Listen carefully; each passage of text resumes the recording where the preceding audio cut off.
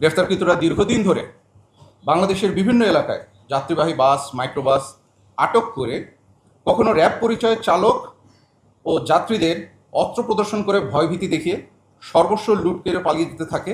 সাম্প্রতিক সময়ে আইন শৃঙ্খলা রক্ষাকারী বাহিনীর পোশাকে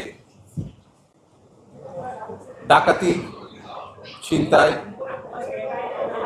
এবং আরও বিভিন্ন ধরনের অপরাধ কর্মকাণ্ড সংগঠিত হচ্ছে এবং দেশের বিভিন্ন প্রান্তে এই প্রবণতা ক্রমেই বেড়ে চলেছে, যা অত্যন্ত দুঃখজনক এবং চিন্তার বিষয় বটে। এই বিষয়গুলোকে আমলে নিয়ে র্যাবের গোয়েন্দা সংস্থা এবং আমাদের যে সাইবার মনিটরিং টিম আছে, আমরা নিরলসভাবে চেষ্টা করে যাচ্ছি যখনই এই সংক্রান্তে কোনো তথ্য, কোনো ভিডিও, কোনো কিছু পাওয়া যাচ্ছে, সেটা সামাজিক গণমাধ্যমে হোক অথবা কোনো সংবাদ মাধ্যমে হোক, অথবা এটা যদি কোনো এলাকাতেও জানা যায়, সাথে সাথেই আমাদের টিম সেখানে কাজ শুরু করে দিচ্ছে। যথাযথভাবে তথ্য উপাত্ত সংগ্রহ করে আমরা চেষ্টা করছি যে যারা অপরাধী আছে তাদেরকে যথাসময়ে, দ্রুততম সময়ে আইনের আওতায় আনার জন্য।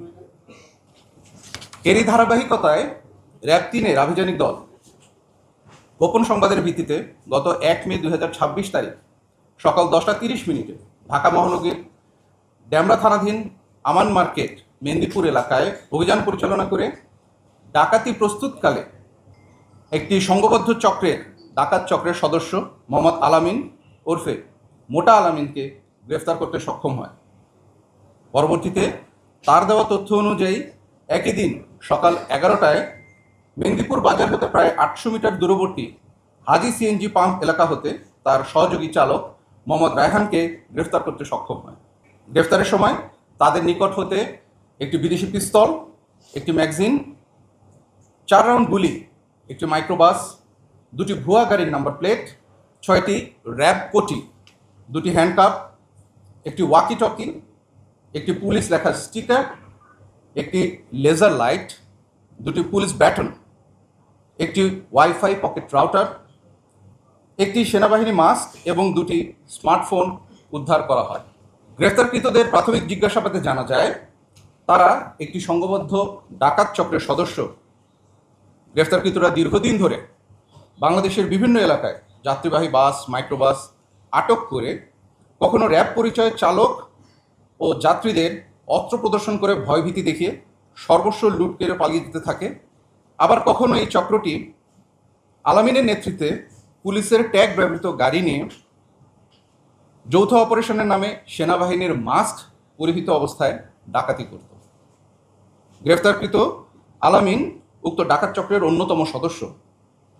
সে পূর্বে ইট, বালি এবং বিভিন্ন সময় মুরগির ব্যবসাও করেছিল, কিন্তু বর্তমানে তার সেই সমস্ত ব্যবসা বন্ধ। ডাকাত দলের অন্য সদস্য মোহাম্মদ রায়হান পেশায় একজন চালক।